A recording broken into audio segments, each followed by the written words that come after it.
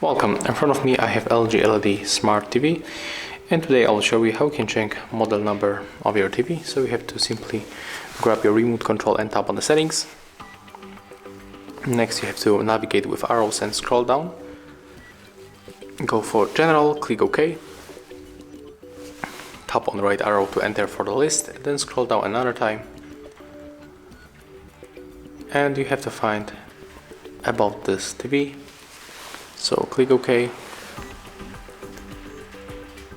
and as you can see right here we can find the model number right here in this position. So if you find this video helpful, remember to leave a like, comment and subscribe to our channel.